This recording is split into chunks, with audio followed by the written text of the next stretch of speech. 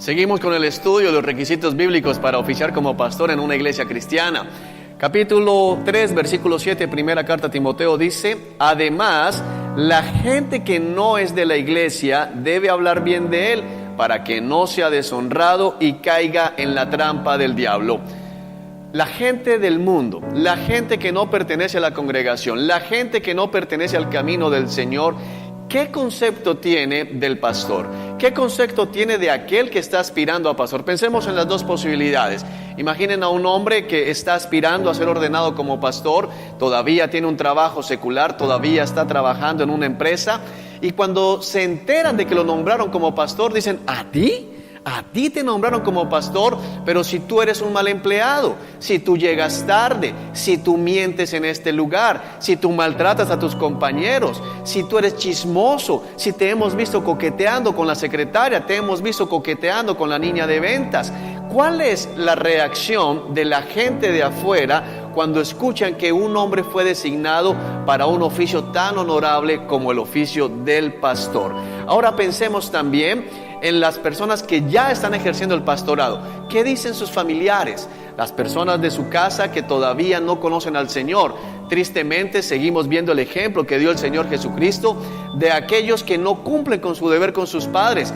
Tenemos, de hecho, gente que tiene hijos y no cumple. Gente que antes de conocer al Señor tal vez tuvo un hijo y no cumplen con sus deberes de proveer para los de su propia familia, los de su propia sangre, humanamente hablando. Está mal. ¿Qué dicen los vecinos? Lo ven como un hombre ambicioso, como un hombre codicioso. Miremos lo que dice el Señor a través de la carta a Tito en el capítulo 1, verificando todavía un poco más esto. Versículo 8 dice así: al contrario, debe recibir huéspedes en su casa con agrado, amar lo que es bueno, debe vivir sabiamente y ser justo. Tiene que llevar una vida de devoción y disciplina, vivir sabiamente y ser justo. Es un hombre que explota la gente que tiene a su servicio. Conocemos de pastores que tienen empleadas de servicio y no les pagan ni siquiera el salario mínimo. ¿Es eso correcto? ¿Es eso ser justo? ¿Qué dice la persona si le prestan algún servicio de portería, de celaduría? Las personas que están a su alrededor, aquellos que le brindan un servicio en un restaurante, en un hotel. Tristemente, estos pastores que son celebridades y viajan, el testimonio que muchos de ellos dejan no es muy bueno. He conocido el caso de personas que trabajan en hoteles, son cristianos, y cuando quieren predicarle a los compañeros de trabajo les dicen: oye, pero el que acaba de hospedarse y pedir botellas de vino a la habitación no es pastor. Oye, pero el que entró y nos miró de una manera despectiva, de una manera arrogante, ese luego no es pastor. A causa de esto, muchos se alejan del camino de salvación. Por eso dice el Señor que es requisito que afuera se tenga un buen testimonio.